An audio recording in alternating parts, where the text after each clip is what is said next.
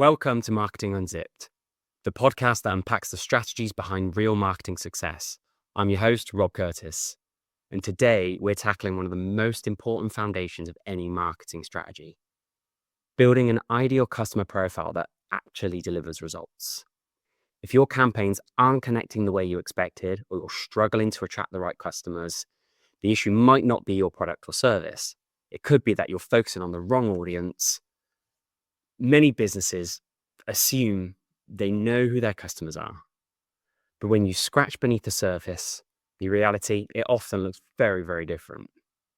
So how do you build a customer profile that helps you create content, ads, and messaging that actually converts? That's exactly what we're going to be covering today, and we'll explore why understanding your ideal customer is essential to any type of marketing success. How to collect meaningful data instead of relying on complete guesswork, and how to apply those insights to everything from content creation to ad targeting. We'll also look at some well-known brands that maybe missed the mark with some of their customer targeting and the lessons that we can take from their mistakes. So let's get started. Before we get into the process of building an ideal customer profile, let's talk about why this is so important. Because the reality is, if you don't know who you're speaking to, your marketing is just going to fall flat on its face. Many businesses, they make the mistake of defining their audience too broadly, thinking that by casting a wider net, they'll attract more people. But the truth is, if you try to market to everyone, you end up connecting with absolutely no one. A well-defined ICP is commonly called, but ideal customer profile. It'll help you create messaging that resonates. So when you understand your audience's challenges, goals, and motivations, you can speak their language instead of pushing generic sales messages. We want to improve that engagement rate and conversion rate. So customers respond when they feel like a brand truly understands them. We want to spend our budget wisely.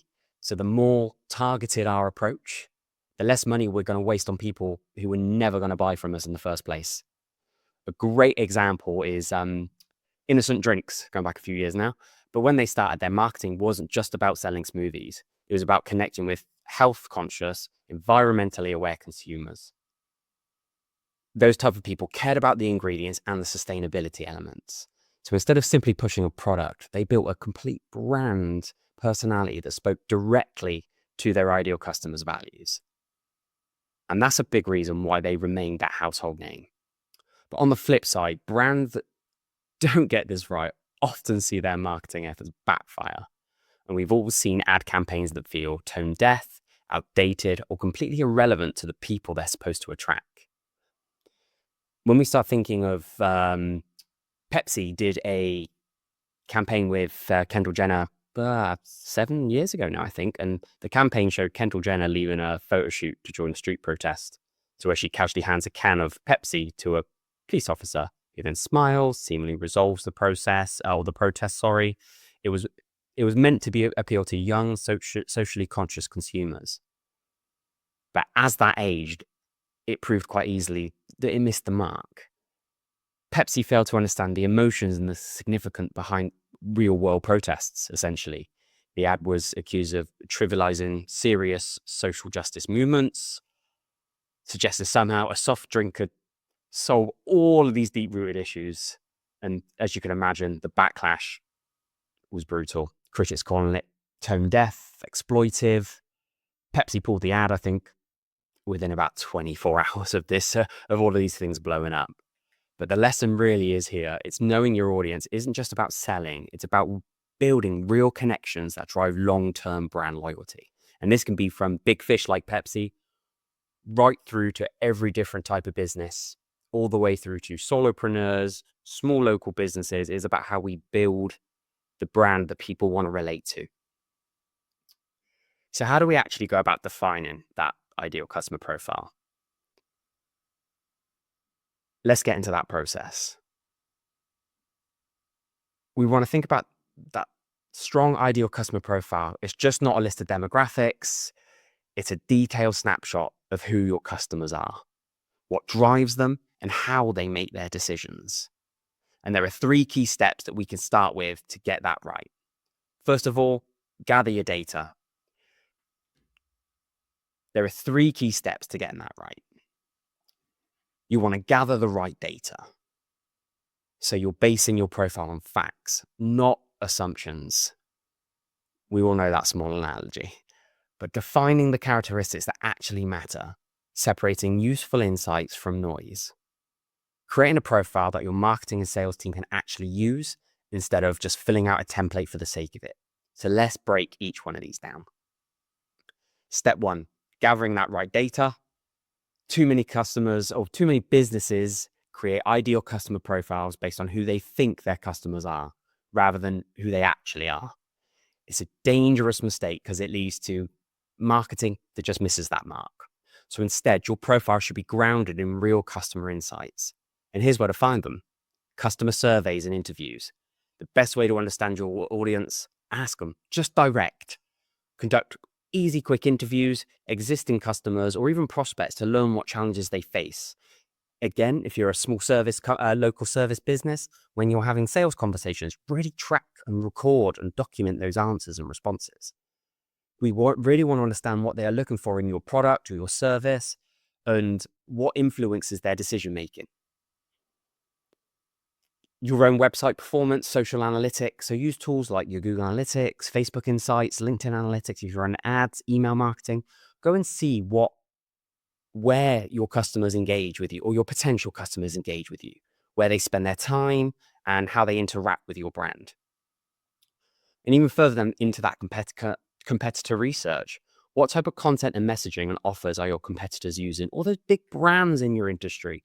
Pick ideas, they spend thousands, tens of thousands, millions of pounds to understand their audiences. Let's lean on that. We don't need to replicate it, but we can learn what are the points, what are the hooks and comments that they're leaning into to really help identify the gaps and the opportunities that are in the entire market. If you have a customer support team or sales team, get the feedback from the team in your business that are on the front line, that are dealing with customers every day. They can provide such valuable insights into common pain points, the objections, the buying behaviors. Let's take Boohoo, UK fashion retailer. Their success didn't come from guessing what young consumers wanted. It came from analyzing online shopping behavior, social media trends, and customer engagement. They used this data to refine their marketing, making sure they were speaking directly to their target audience instead of trying to appeal to everyone. Step 2, defining the characteristics that matter.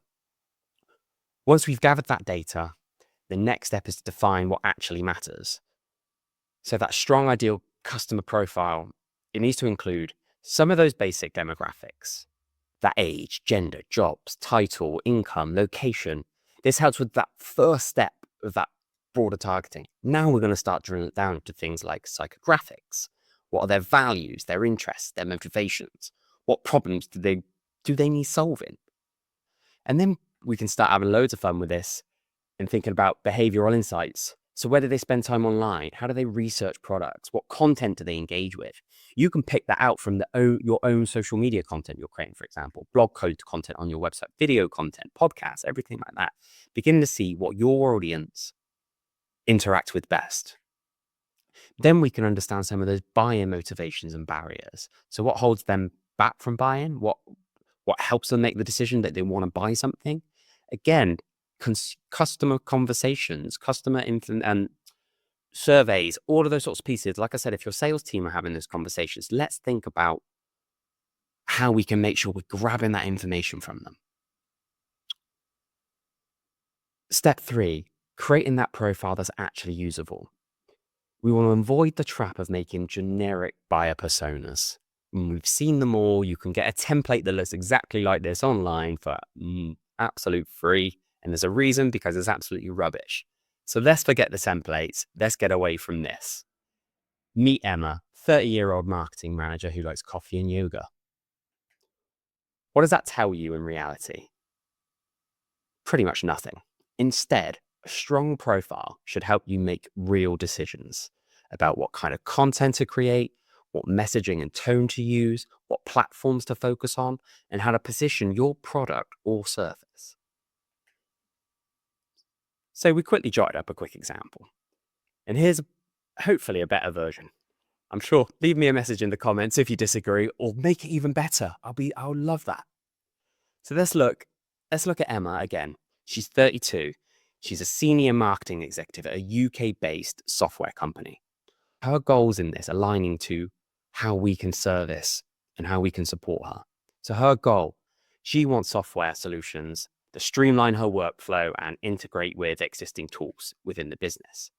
Some of her challenges in that process is she's going to struggle with information overload and wants clear, data-driven insights. And how are we going to help her with the decision-making process? And how does she help herself? She reads LinkedIn articles, she attends webinars, and values peer recommendations. With this level of data, marketing teams can now tailor messaging and campaigns specifically for Emma, instead of just a generic one-size-fits-all approach. So now you've built a solid ideal customer profile. How do you actually use it in your marketing? So let's take a look. Because when you're creating an ideal customer profile, you can have all the right intentions, but a few missteps can lead to a complete waste of time, money, and effort. So here are some of the biggest mistakes I see and how to avoid them. So number one, basing your profile on those assumptions. This, hands down, is the most common mistake. We are so quick to assume our customers are busy professionals in their 30s who love premium products. But when you actually dig into the data, you might find that a huge chunk of your best customers are actually budget-conscious millennials who care much more about convenience than luxury. And this is why guesswork just isn't enough. You need to validate your ICPs with your customer research, your surveys, and those actual conversations. Mistake number two, trying to appeal to everyone. And I get it. It's scary. It's nerve-wracking. I'm excluding so many potential customers. But the truth is, trying to appeal to everyone, as I've mentioned, you appeal to no one. And if you find yourself saying, our product is for everyone, that's a red flag. Because different people have different needs, buying triggers, and naturally pain points. Let's think about Sunny Delight. So they've worked with a agency recently that I absolutely love, and their relaunch, let's call it, has been absolutely incredible. I'm sure if you're interested in the whole marketing game, you've probably followed that brand or that agency on LinkedIn, and their podcasts are everything are absolutely incredible. They're called Knowlton. They're brilliant. But back in the day in the 90s, when we didn't market like we do now. We didn't talk to our audience. We told them the features and benefits, let's say. And Sunny Delight, it was marketed as a healthy drink. And obviously now we realize a lot more sugar and all those naughty things that probably shouldn't be in those drinks. But essentially, when that was exposed, the product was packed with artificial ingredients and all that jazz. The brand credibility completely collapsed. And they tried to position themselves as essentially both fun kids drink and a healthy choice for parents. But in the end, that didn't resonate with either audience. Sales plummeted, and obviously they had to completely rebrand. Great job. Shout out to the Knowlton team. But the lesson here, you need to be clear about who you're speaking to, and you don't try to be everything to everyone. And as much as I love this process, mistake number three is the error is creating too many customer profiles. I've seen businesses create packs and decks and decks and decks and pages of multiple different personas, which sounds really impressive. We talk to all these individual groups in their own segments with X, Y, and Z. But to get to that point takes time, energy, years of iteration. And when you get to that, if I'm honest, you're probably just diluting your marketing efforts, unless you're playing with that big of a budget that you can do that with that much resource, then amazing. But if your team is trying to tailor content, they're just spreading themselves so thin. So in my opinion, we want to stick to 2 to 3 core ideal customer profiles that cover your best customers, the ones that bring the most value to your business and you can bring the best results to them. Quality over quantity is the absolute key. Mistake number 4, not optimizing and not updating your profiles on a continual basis. Customer behaviors change, marketing trends shift. If your ideal customer profile is based on the insights from 5 years ago, you're probably marketing to an audience that doesn't exist anymore. I always think of Marks and Spencer's only because my mum loves the place. But their previous attempts in failing to attract that younger shopper. They were known for catering to an older, more traditional audience. In an effort to modernize, they launched a new clothing line. I love the quarter zips, I can't lie, I'm a big fan. But they launched that new clothing line at younger buyers. They also didn't take into account, though, how fierce the competition was from brands like ASOS and Zara. So I think, whilst there's a few of us that love it, I don't think they really made that big effort or got the result that they wanted, from their objectives. And I think they've actually ended up alienating some of their core customers without successfully attracting those new ones. So this is why it's crucial to review and refine your ideal customer profile at least once a year. Check if customer behaviors are changing, test new messaging, and make sure you're speaking to the right people. And mistake number 5 is ignoring how your customer actually buys. And here's one that often gets overlooked. Businesses focus so much on who their ideal customer profile is, they forget to consider how they actually buy. Do they make impulse purchases on your products or research for weeks and weeks and weeks before making a decision? So again, that makes us think about what industry we're in at this point.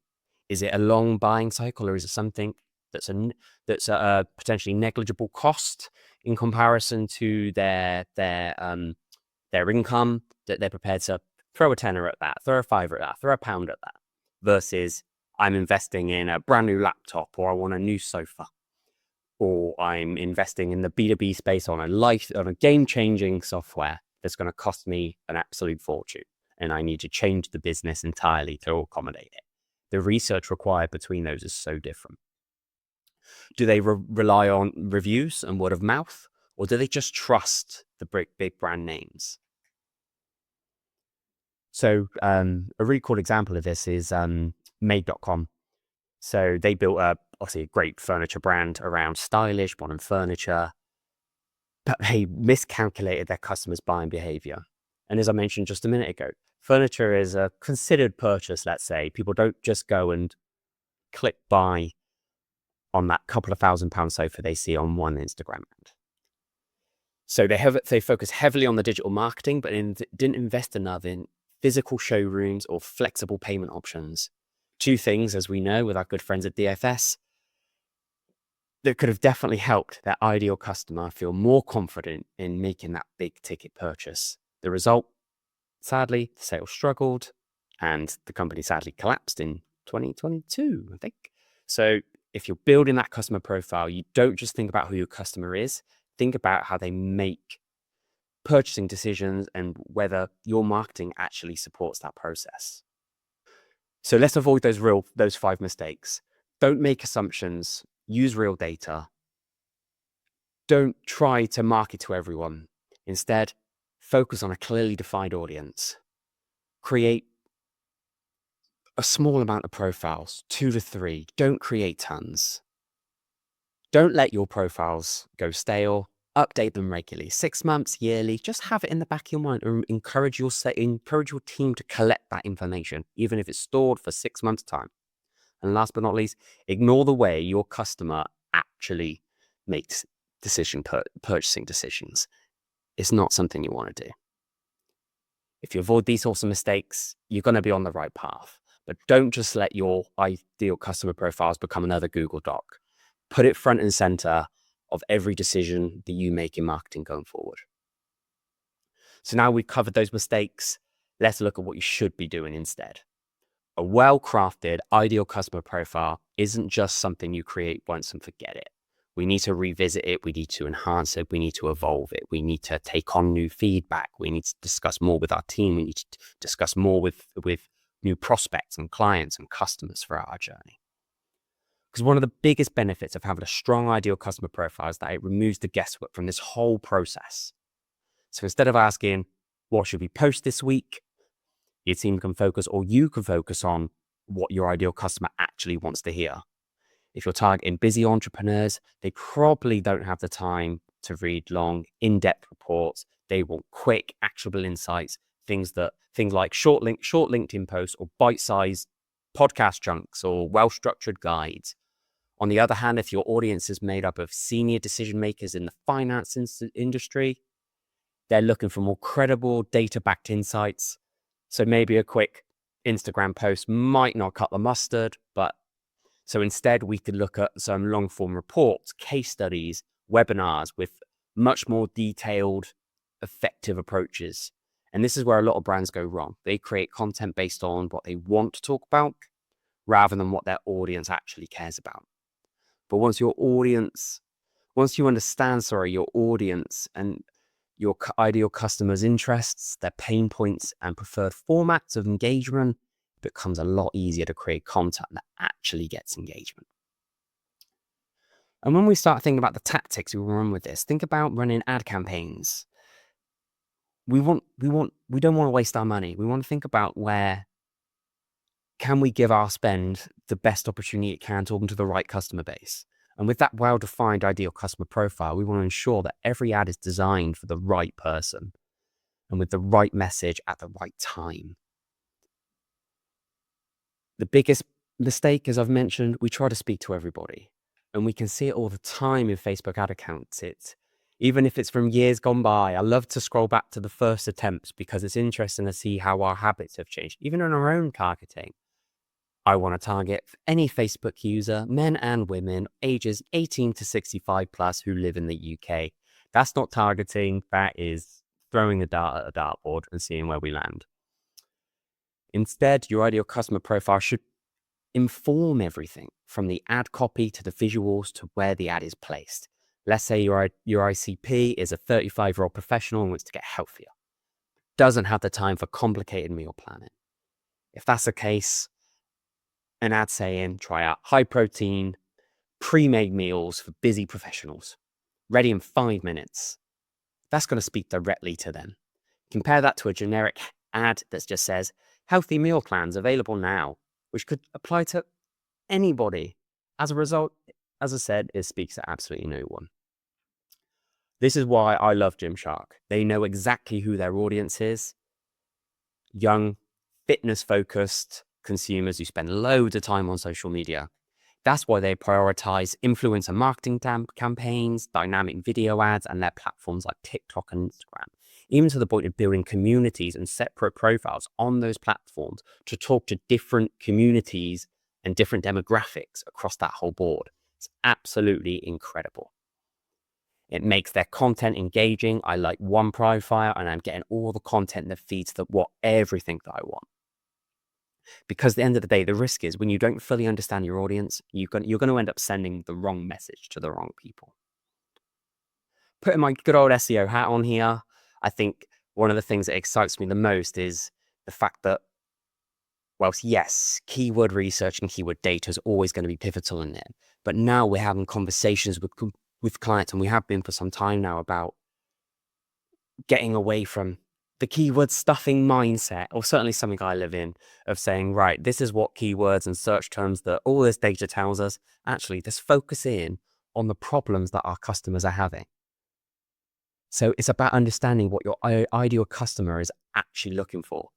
So let's say you sell high-end kitchen appliances, say you target a broad keyword like best blenders.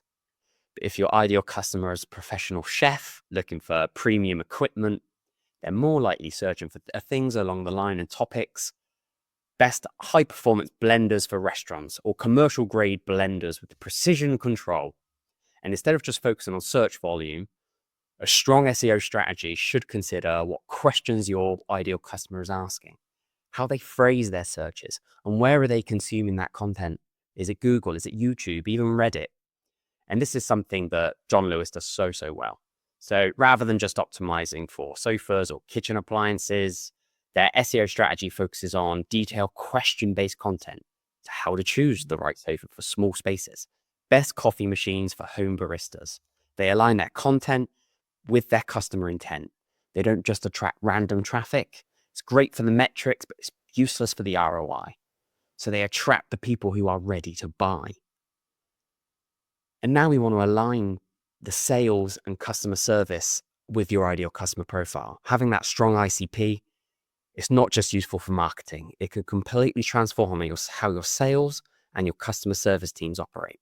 When sales teams understand exactly who they're selling to, their pitches become far more effective. Instead of generic sales scripts, they can actually tailor their approach based on what actually matters to the person they're talking to.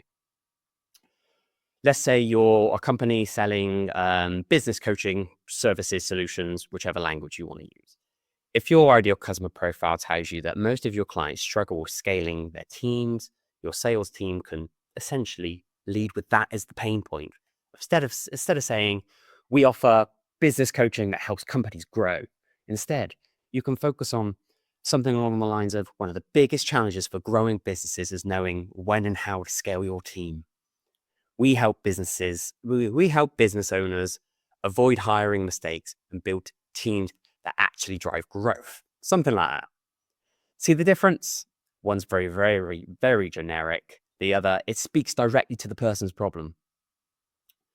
And that, again, goes for the same side of customer service.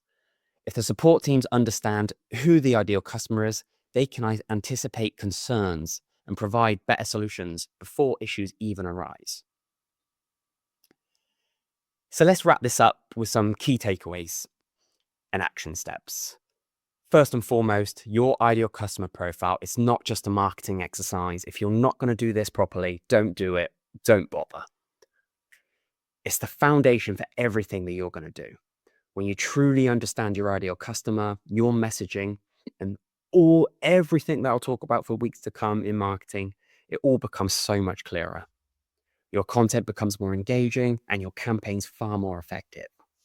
Second, don't rely on the assumptions.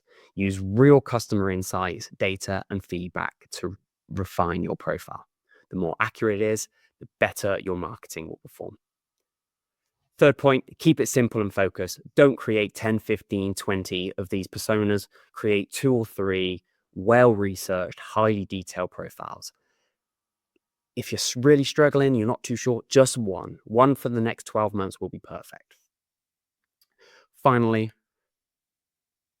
it should evolve. So if you only create that one, review it in 6 months, review it again in another 6 months. We need to remember that customer behavior, it shifts, trends change. What worked a year ago might not work today.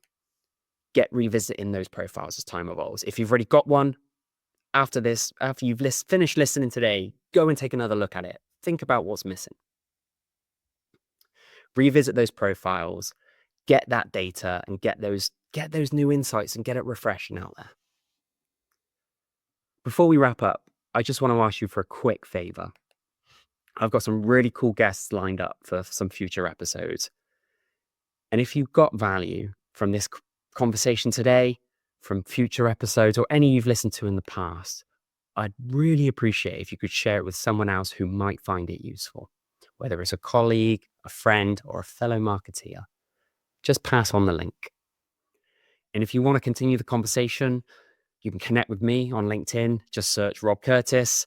Or if I want to hear about how you're going to change, how you're going to start your ideal customer profile, or if you've got any questions, drop a comment in the message on the platform you're listening on, and we'll be sure to get back to you as quick as we can. Until next time, I'm Rob Curtis, and this has been Marketing Unzipped. Remember, the strongest marketing isn't about reaching the most people, it's about reaching the right people.